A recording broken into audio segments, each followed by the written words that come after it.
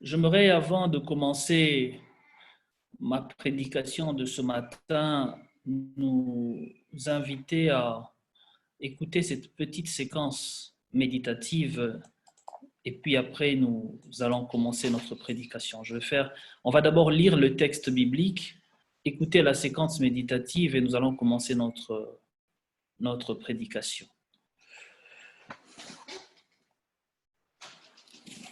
Épître de Paul aux Corinthiens, deuxième épître de Paul, 2 Corinthiens au chapitre 12. 2 Corinthiens chapitre 12.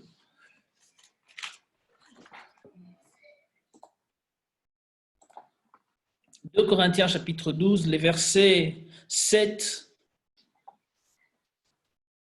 au verset 10.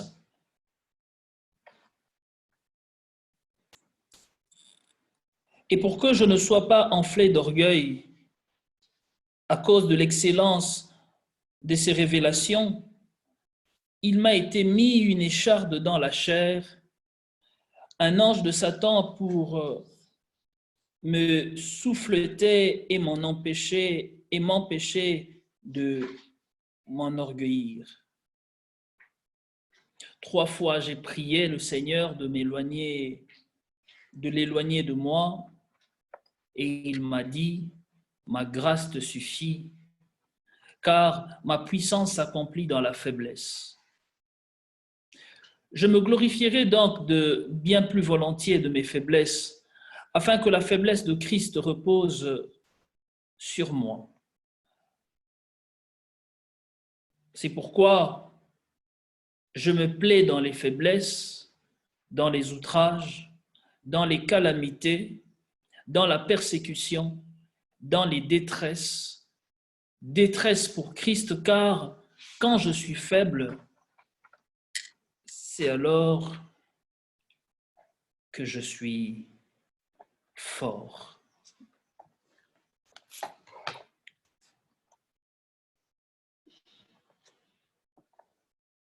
Écoutons cette séquence sonore.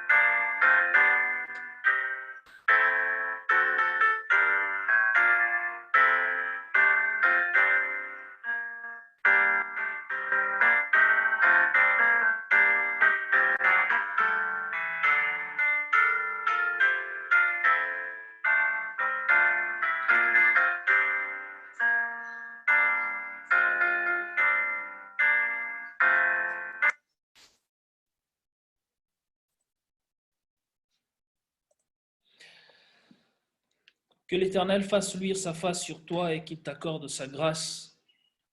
Que l'Éternel tourne sa face vers toi et qu'il te donne la paix. C'est avec ces mots que le prophète Moïse bénit le peuple d'Israël. Que l'Éternel fasse luire ta face et qu'il t'accorde sa grâce. C'est dans Nombre chapitre 6, le verset 25 et 26. Dans le texte que nous avions lu tout à l'heure dans la lettre de Paul aux Corinthiens au chapitre 12, l'apôtre Paul dit 3 fois à ce sujet, un peu comme pour dire plusieurs fois j'ai prié afin que Dieu retire de moi cette écharde.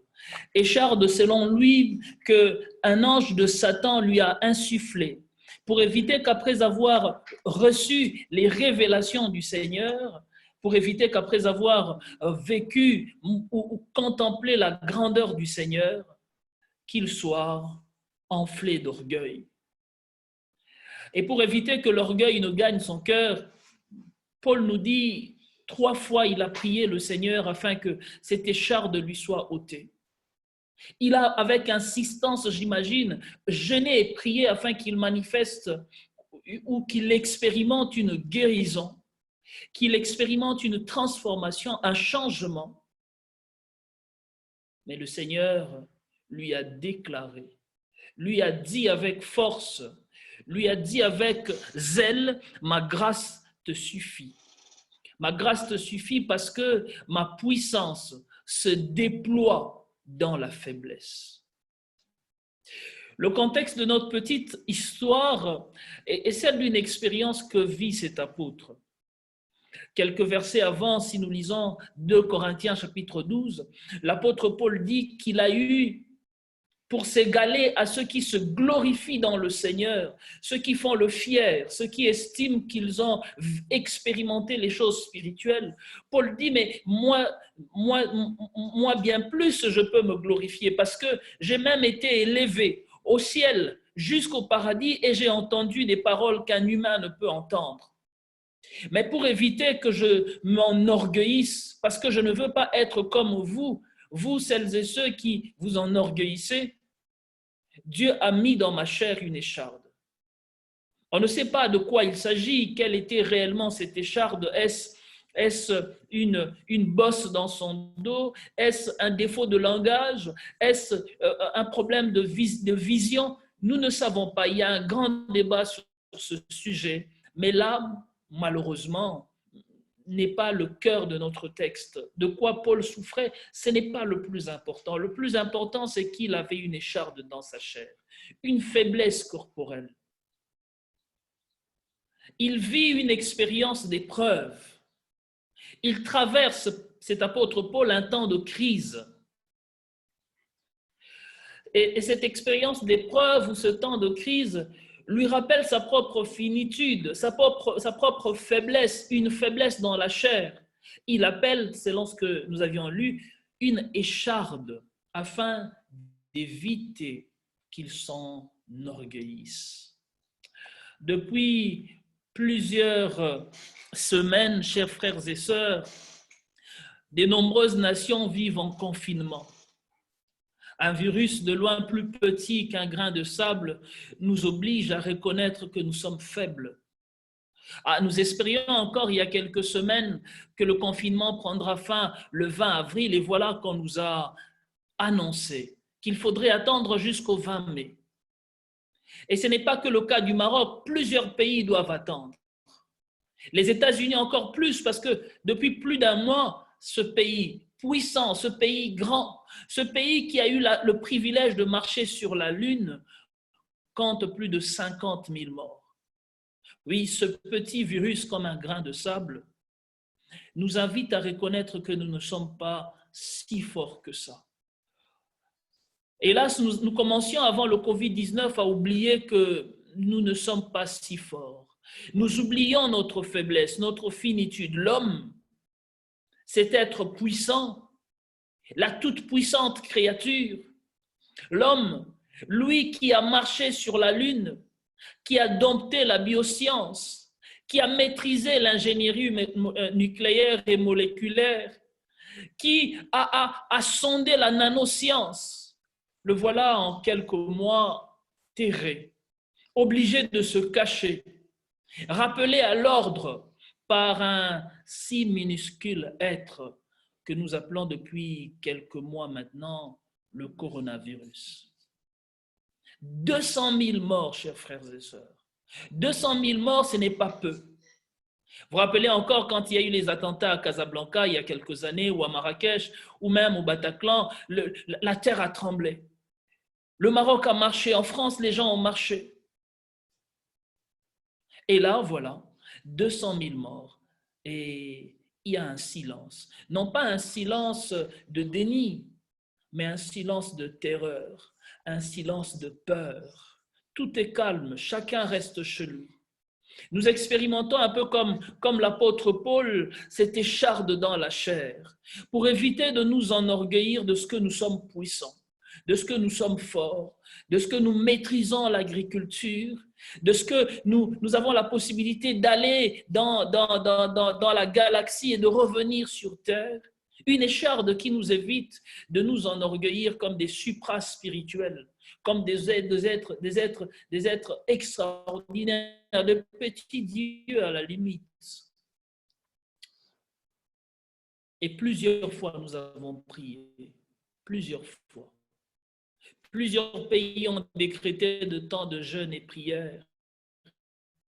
Plusieurs églises ont commencé des soirées de prière à adorer la miséricorde divine, afin d'implorer la grâce de Dieu, afin d'implorer le secours de Dieu, j'allais dire, qu'il vienne nous sortir de cette situation. Et voilà que ce Dieu, ce matin, nous dit, ma grâce te suffit. Ma grâce te suffit parce que c'est juste quand tu es faible que ma puissance se déploie. La grâce, qu'est-ce donc? La grâce, en quoi peut-elle faire sens, chers frères et sœurs, dans une situation telle la nôtre, dans la période que nous traversons, une période de crise? La grâce, qu'est-ce qu'elle peut vraiment nous apprendre?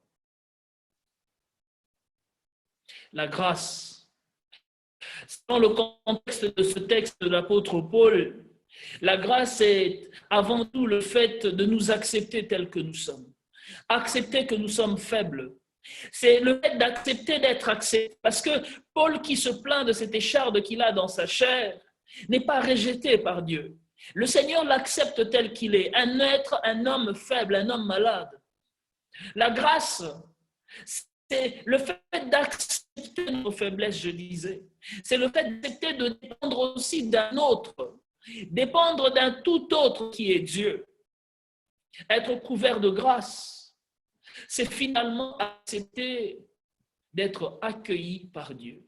Accueilli tel que nous sommes, avec nos faiblesses, avec notre angoisse, avec nos peines. La grâce, je disais que selon notre texte, c'est d'accepter que nous sommes petits. Or, voyez-vous, chers frères et sœurs, c'est bien aussi notre grande difficulté. Nous n'acceptons pas de dépendre des autres. Nous voulons être indépendants. Nous n'acceptons pas d'avouer nos failles. Non, nous voulons être reconnus forts et puissants, être reconnus beaux et intelligents. Nous n'acceptons pas que nous sommes interdépendants, indépendants des autres même. Il suffit de regarder nos frontières, il suffit de regarder le drame de l'immigration qui était autant scandé avant le Covid-19. Nous ne voulons pas être dépendants alors que nous sommes interdépendants. Reste chez toi, nous disent les publicitaires. Reste chez toi et sauve des vies. Reste chez toi parce que finalement, de toi dépend la vie des autres. De toi dépend la survie des autres. Voyez-vous, chers frères et sœurs, cette pandémie nous a démontré combien et comment nous dépendons les uns des autres. La vie d'un Marocain que je ne connais pas, qui vit peut-être à quelques kilomètres de chez moi, sa vie peut changer s'il me rencontre en chemin et qu'il s'avère que je suis affecté ou infecté. Il y a quelques semaines, il y a quelques mois, nous nous sommes rendus compte que la vie d'un Chinois à Wuhan a changé la destinée d'un pays, l'Italie, à des milliers de kilomètres. Parce que nous sommes tous, chers frères et sœurs, interdépendants. Ma grâce te suffit, dit le Seigneur à Paul, car c'est dans la faiblesse que ma puissance se déploie. Mais la grâce, qu'est-ce donc? En réalité, qu'est-ce donc la grâce? Le mot grec pour traduire le mot grâce, c'est traditionnellement charis. Charis qui va donner charismatique, qui va donner charisme, charis qui va donner aussi le mot remerciement ou action de grâce. Mais ce mot-là, André Chouraki, qui est un traducteur juif de la Bible, André Chouraki qui traduit littéralement le texte biblique jusqu'à en dépouiller même tout le sens, André Chouraki dira que la grâce est le chérissement. Le chérissement. Le chérissement de Dieu. Le chérissement de Dieu est en réalité son amour. La grâce a ainsi quelque chose à voir et quelque chose à avoir avec l'amour de Dieu. Point de grâce sans l'amour de Dieu. Disant à Paul, ma grâce te suffit. Le Seigneur veut lui dire, mon amour pour toi te suffit. Oui, le zèle que j'ai pour toi te suffit. J'aimerais nous le dire ce matin, chers frères et sœurs dans le Seigneur. L'amour que Dieu a pour nous nous suffit. Et c'est par son amour et grâce à son amour qu'il nous sauve. Karl Barth dira d'ailleurs, la grâce est le grand oui de Dieu. La grâce, c'est quand Dieu dit oui à notre situation. La grâce de Dieu.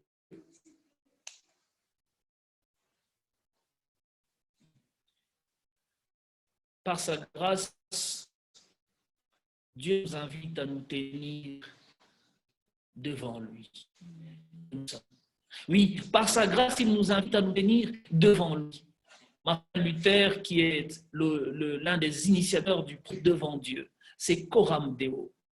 Coram Deo, c'est cette capacité de venir et nous tenir devant Dieu et de nous ouvrir à sa charité, à son amour.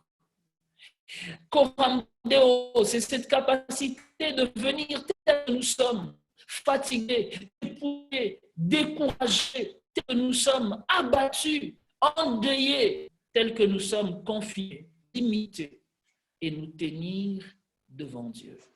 Nous tenir devant Dieu pour être au bénéfice de son amour, de sa grâce. Oui, la grâce de Dieu, chers frères et sœurs, elle nous suffit.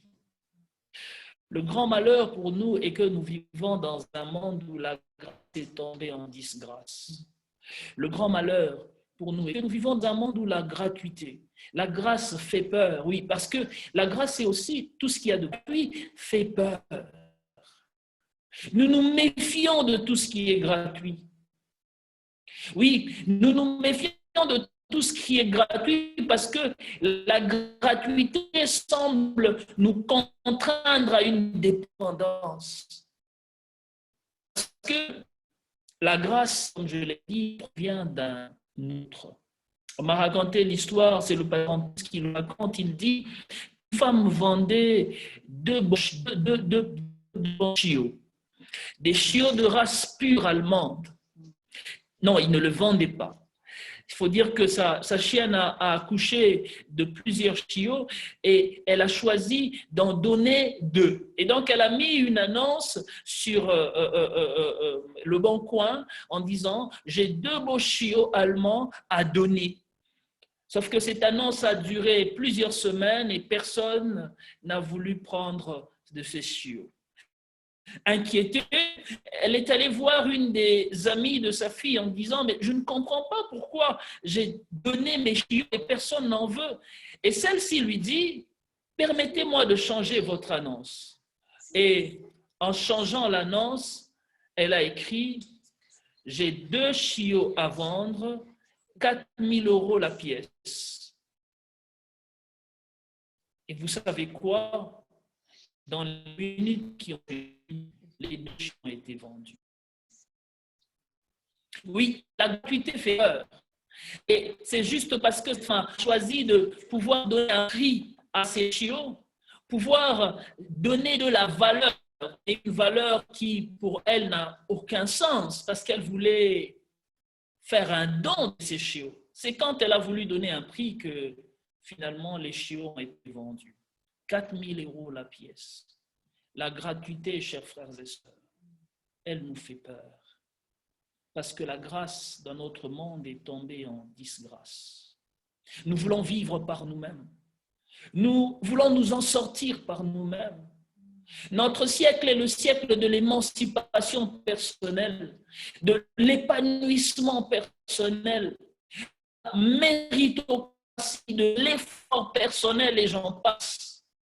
La faveur, surtout quand elle est méritée, la dépendance, la bienveillance semblent indignes à notre monde, indignes à l'humain. La grâce de Dieu, nous dit le texte, elle est gratuite. Elle est gratuite de même que l'amour de Dieu est gratuit. La grâce et l'amour sont deux choses que Dieu nous donne librement et gratuitement. Et j'espère que vous ne me direz pas le contraire. La grâce, elle est une invitation à apprendre à dépendre de Dieu. Et j'espère que ce temps de confinement est pour tout un chacun de nous, un temps où nous nous arrêtons un moment pour apprendre à dépendre de Dieu. Par la grâce, Dieu nous invite à entrer dans son merveilleux plan d'amour. Par la grâce, il nous invite à nous accepter tels que nous sommes, d'accepter que nous ne sommes pas seuls et que nous ne dépendons pas de nous-mêmes. Par sa grâce, Dieu nous invite à entrer tous dans sa maison commune, nous tenir devant Dieu, mais aussi devant nous-mêmes, parce que c'est cela le plus difficile. L'apôtre Paul a du mal à s'accepter tel qu'il est. Il a du mal à s'accepter tel qu'il est. Et Dieu dit, accepte-toi tel que tu es, parce que ma grâce est abondante. Ma grâce te suffit. Parce que par ma grâce, ma puissance se déploie sur ta vie. Par ma grâce, mon amour se déploie sur tes faiblesses. Oui, par la grâce de Dieu, le Seigneur nous invite à sourire. À sourire, ce sourire qui est un peu le rayonnement malgré le confinement. Je ne sais pas s'il vous est déjà arrivé de recevoir une bonne nouvelle inattendue. Une nouvelle que vous n'espérez plus. Moi, je me rappelle encore de mes tendres années d'étudiant, quand je traversais la galère et que je n'attendais pas de recevoir de l'argent. Et voilà que tout d'un coup, mon père ou ma mère, l'un d'eux me téléphone et me dit « Prends ton stylo et écris le code ».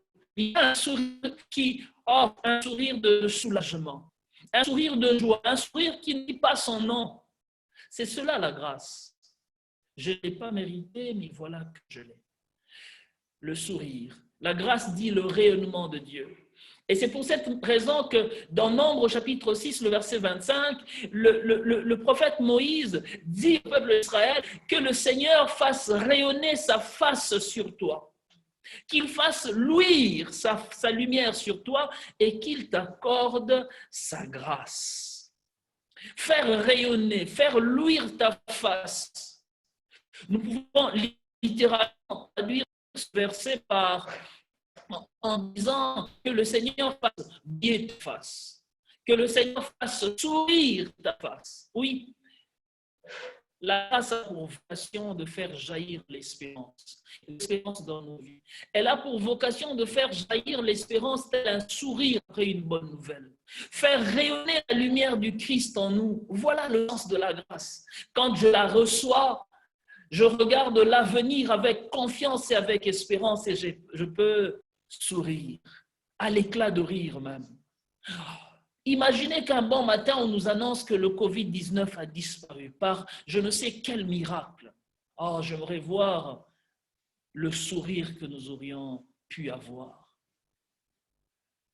Le Seigneur nous invite à nous laisser porter ce dimanche matin. Il nous invite à le laisser entrer dans notre vie et à soutenir notre faiblesse en ce temps de crise mondiale. Soutenir notre faiblesse en ce temps de crise sanitaire, mais aussi de crise économique. Il nous invite à l'accueillir et à le laisser nous porter en ce temps de crise écologique, qu'on nomme bien peu, mais aussi ce temps de crise spirituelle Très peu de gens croient encore. Très peu de gens croient en Dieu, pour le dire réellement.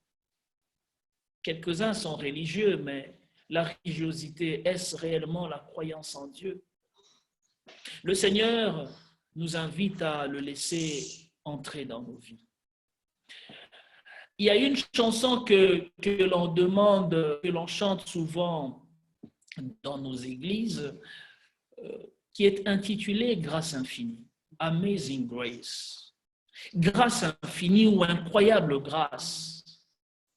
Quel doux sang qui m'a sauvé.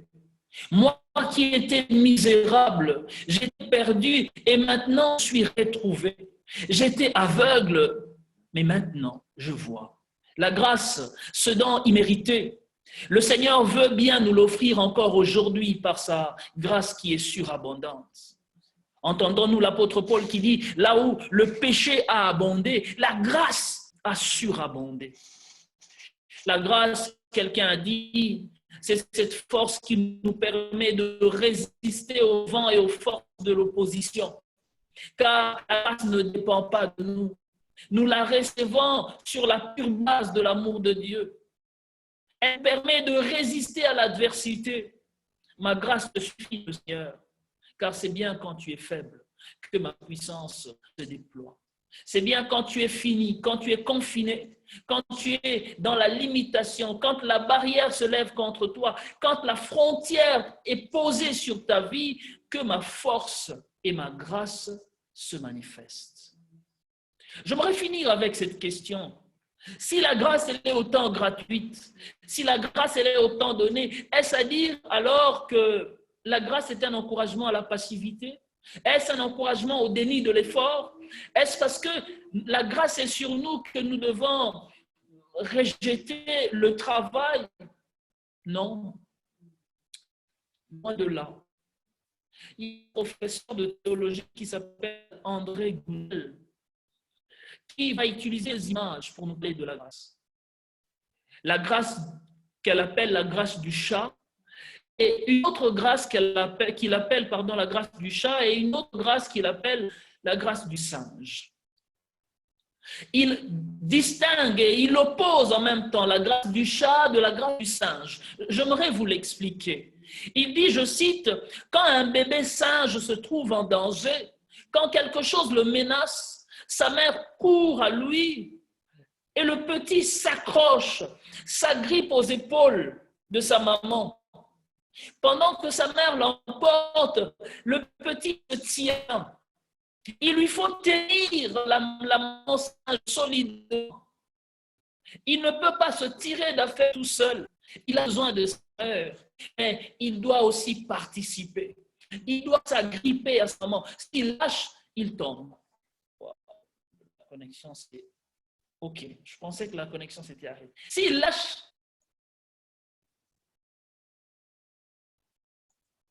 je ne sais pas si vous m'entendez. J'ai comme l'impression que la connexion peut pas. On vous entend, pasteur. Donc, je disais, le bébé singe doit participer. S'il lâche, il tombe. Il est obligé de s'agripper à sa mère parce que sa propre survie dépend de cela. La maman est venue à son secours, mais lui ne doit pas lâcher prise. Il doit tenir ferme parce que s'il lâche prise, il sera perdu. Une deuxième grâce, selon le professeur Gounel, c'est la grâce du chat. La grâce du chat, c'est que quand un bébé chaton, un bébé chat court un risque, quand un péril le guette, la mère chatte se précipite et la prend dans sa peau, dans la peau de son cou. Il la retient là et porte son bébé. Il l'emporte dans un lieu sûr. Il le met hors de danger. Et cette maman le fait sans que le chaton coopère. Elle le fait sans laisser à son enfant la possibilité de coopérer. L'enfant reste passif. Il lui arrive peut-être même de se débattre pour que la maman le lâche, mais la maman fait tout le travail. Elle sait que si elle lâche l'enfant, l'enfant est perdu. Bien-aimés dans le Seigneur, chers frères et sœurs, c'est justement cela la grâce. Par la grâce de Dieu, le Seigneur fait luire sur nous sa face sans aucun effort, comme la mère chatte et le chaton. Il fait luire sur nous sa grâce. Il fait rayonner notre vie. Chaque matin, sans que nous ayons payé quoi que ce soit, Dieu nous donne la vie. Il nous sort de nos lits des hôpitaux. Il guérit nos maladies. Chaque matin, il nous restaure. Il pourvoit à nos besoins. Il nous donne de quoi manger et boire. Il nous donne un toit. Chaque matin, il le fait gratuitement. Nous n'avons participé à rien. Mais en même temps, nous travaillons aussi ensemble. Nous travaillons pour lutter contre le Covid-19 par bien d'autres moyens, par le confinement ou les gestes barrières. Nous luttons nous travaillons pour avoir un peu de pain, avoir de quoi payer le loyer. Nous travaillons pour garder la bonne forme. Nous luttons et nous combattons pour tenir ferme dans notre foi. Un peu comme le bébé singe. Notre mère nous porte, mais nous avons besoin de nous agripper sur elle parce que nous savons que si nous lâchons, nous serons perdus. Que Dieu nous bénisse et que le Seigneur nous fortifie. Que sa grâce soit avec nous. Que sa grâce soit sur nous dans nos faiblesses parce que c'est pendant que nous sommes faibles que sa force se déploie sur nous. Que la paix et la grâce du Seigneur soient avec nous tous. Amen.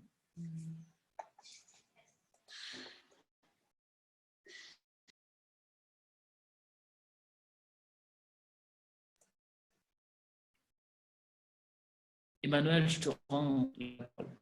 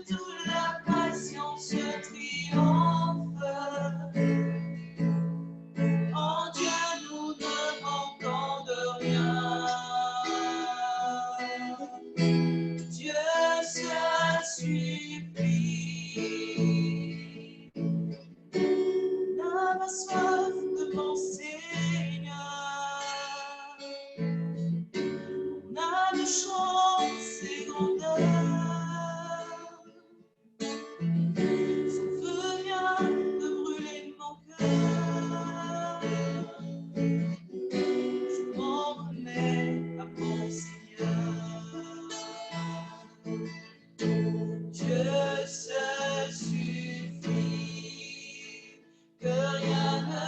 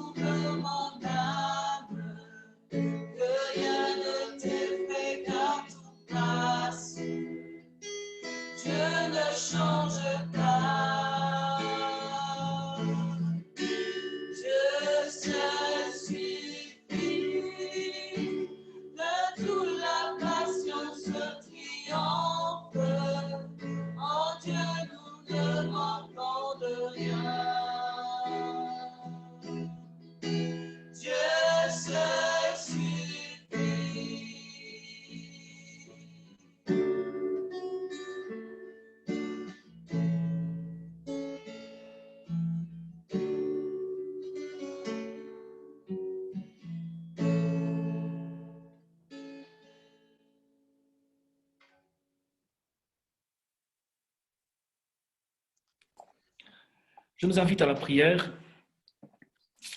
Éternel Dieu de grâce, toi seul suffis.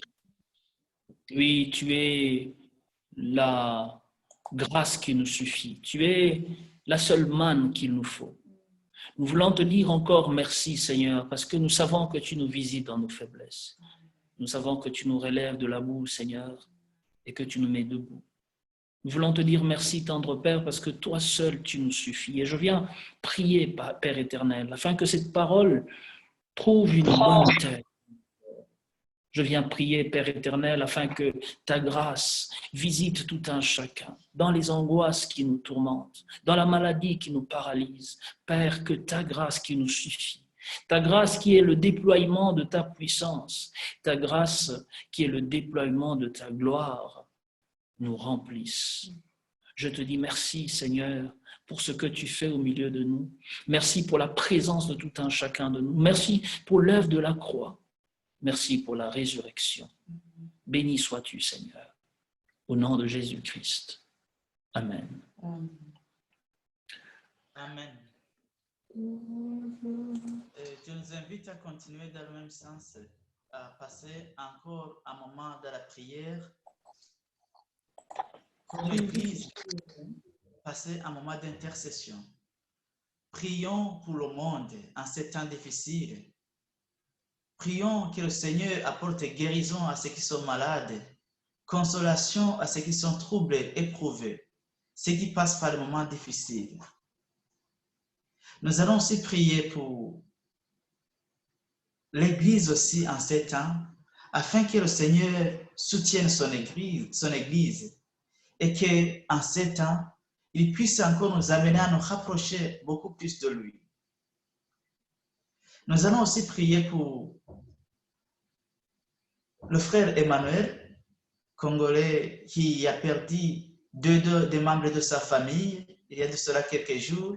Nous allons demander à Dieu de consoler toute la famille, de consoler notre frère, d'apporter encore beaucoup plus de consolation et d'espoir et d'espérance dans cette famille. Nous allons également prier pour le frère Benjamin qui a été agressé hier et qui a été blessé. Nous allons demander à Dieu de le guérir et de le restaurer. Nous allons aussi en fait prier pour notre sœur Frédéric qui est en convalescence. Nous allons demander aussi à Dieu de continuer à la rétablir, à la restaurer. Pendant que nous prions, notre sœur Michel va élever sa voix et rassembler nos prières. Prions au nom de Jésus.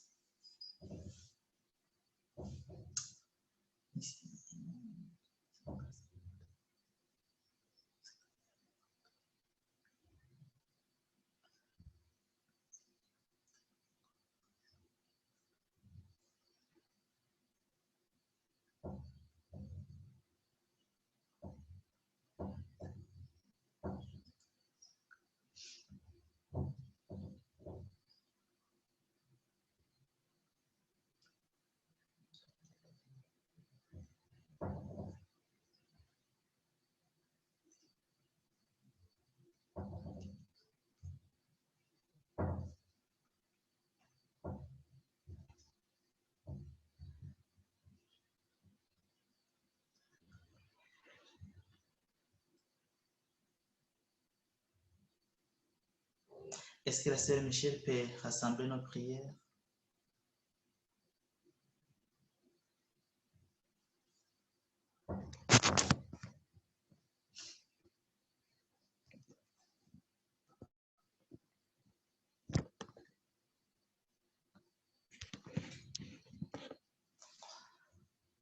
Je pense que Michel n'est pas disponible, donc prions. Seigneur, nous te bénissons encore pour tout ce que tu as fait au milieu de nous. Te bénissons pour ce bon dimanche où tu nous as parlé, tu nous as encore fortifié par ta parole. Oui, tu es le seul qui nous suffit, Seigneur. Et c'est pour cela que nous venons encore devant toi, tendre Père, pour porter le monde entre tes mains. Seigneur, ce monde est secoué. Ce monde, Seigneur, est frappé, fragilisé par ce virus, Seigneur, qui sème la désolation un peu partout. Des morts ici, des morts là-bas, on en compte par des milliers, Seigneur. Et la peur, l'angoisse, Seigneur, envahit tout le monde. Nous prions, Seigneur, que tu puisses venir encore consoler encore ton peuple. Nous voulons, Seigneur, que tu viennes encore apporter la paix et la joie dans nos cœurs et une lueur d'espoir dans nos vies au nom puissant de Jésus. Seigneur, nous venons te prier pour les gens qui traversent des moments difficiles en ces temps.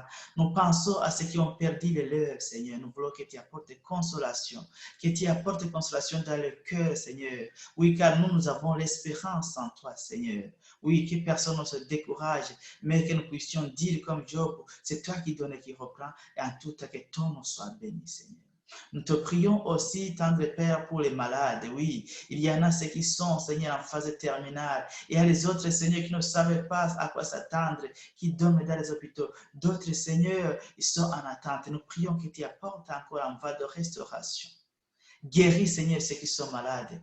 Touche, Seigneur, ceux qui sont touché par ce virus et rétabli, car pour nous, tu es mieux que le docteur, car c'est toi qui as donné la science. Seigneur, ta préscience est insondable et nous faisons appel à ta préscience, ta bonté, ta miséricorde pour guérir et sauver et restaurer ces personnes. Nous prions, Seigneur, pour ce pays où nous sommes. Oui, les chiffres ne font que grimper, Seigneur. Oh, tendre Père, nous voulons que tu rétablisses encore le calme, la sérénité. Seigneur, que les chiffres se stabilisent et que les malades guérissent et qu'il n'y ait pas encore de mort, Seigneur. Nous prions que tu soutiennes les dirigeants de cette nation. Nous voulons que tu les dotes d'une intelligence, Seigneur, et d'un discernement, de sorte qu'ils sachent quoi faire quand ils le font et que les politiques qu'ils arrêtent puissent contribuer, Seigneur, au rétablissement de ce peuple. Au nom de Jésus. Nous pensons à nos pays respectifs, Seigneur, qui sont aussi en difficulté. Nous voulons, Seigneur, que tu apportes encore ton soutien, que tu sois, Seigneur, celui qui garantit la sécurité, la santé de nos pays, au nom de Jésus-Christ. Oh Seigneur, tu le sais, qui connaît combien ce vice peut faire de ravages dans nos pays, Seigneur. Mais nous voulons que cela n'arrive pas. Par ta grâce et ta paix, nous t'implorons, Seigneur, que nos pays puissent être épargnés, au nom puissant de Jésus-Christ. Seigneur, nous voulons penser, nous voulons nous associer, Seigneur, à la famille d'Emmanuel, notre bien-aimé frère, qui a été éprouvé. Seigneur, nous voulons te prier que tu apportes encore consolation dans sa vie, au nom puissant de Jésus. Consolation dans sa famille. Combien c'est dur, Seigneur, quelquefois nous ne savons pas, Seigneur, combien la douleur et le chagrin peuvent être énormes, combien l'incompréhension peut nous troubler. Seigneur, nous prions que tu sois là pour lui, que tu le restaures, que tu restaures toute la famille. Seigneur, que tu le redresses dans l'espérance, afin que ses yeux soient rivés toujours vers l'espérance que nous avons en toi. Oui, Seigneur.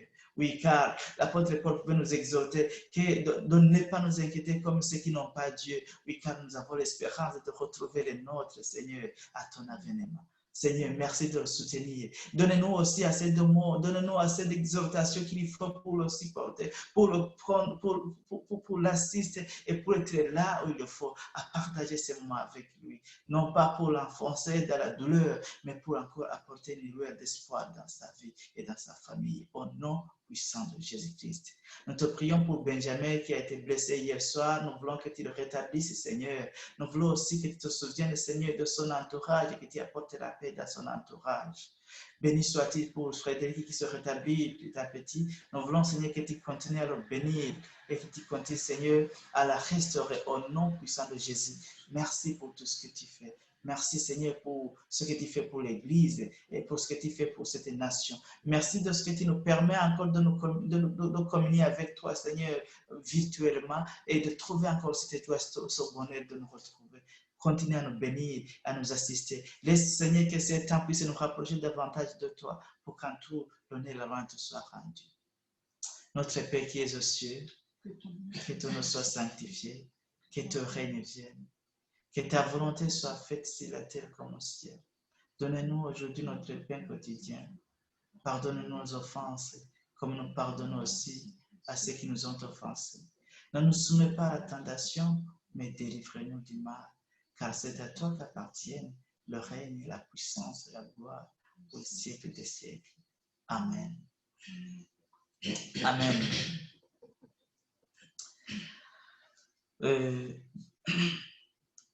Nous allons passer un moment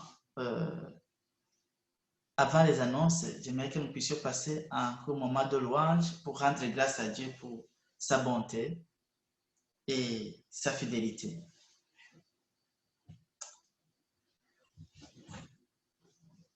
J'invite la chorale à nous plonger pendant ce temps. Avec ce chant, je chanterai de tout cœur.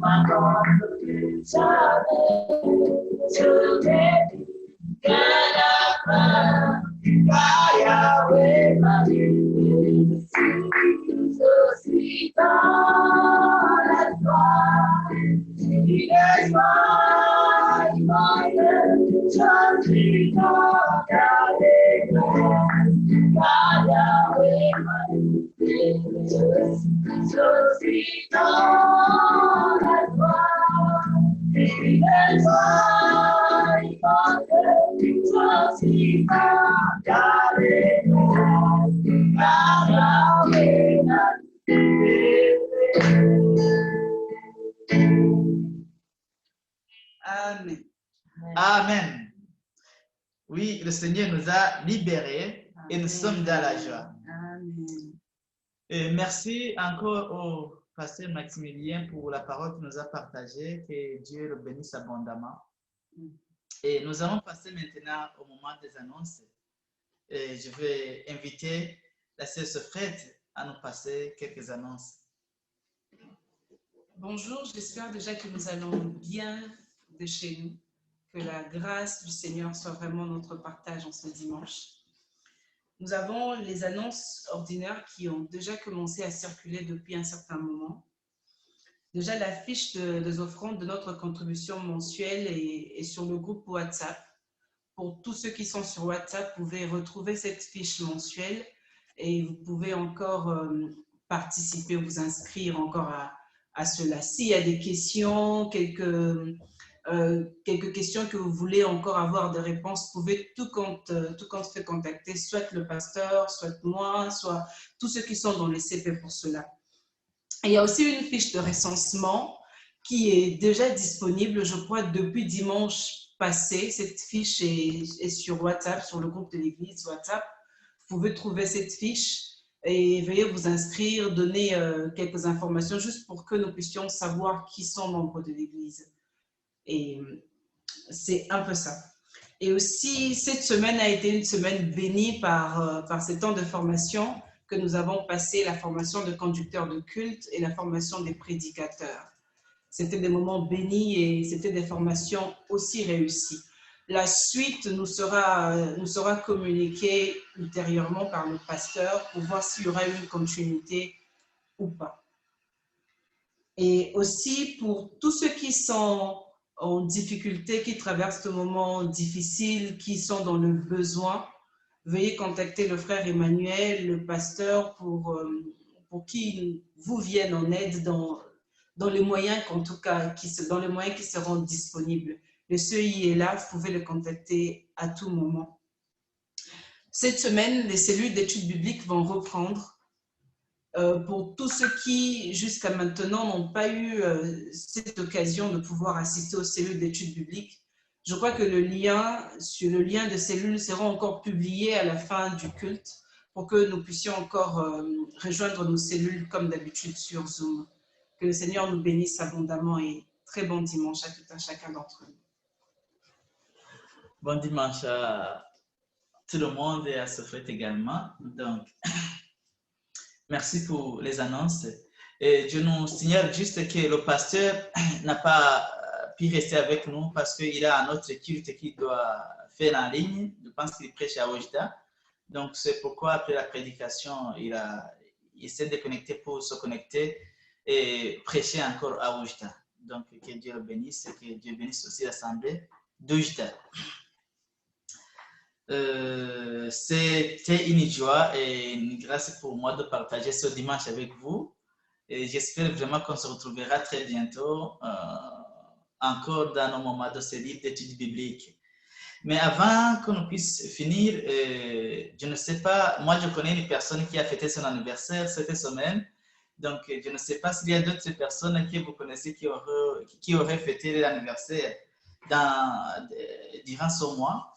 Cette semaine plutôt, comme ça, on va les souhaiter joyeux anniversaire comme on le fait d'habitude.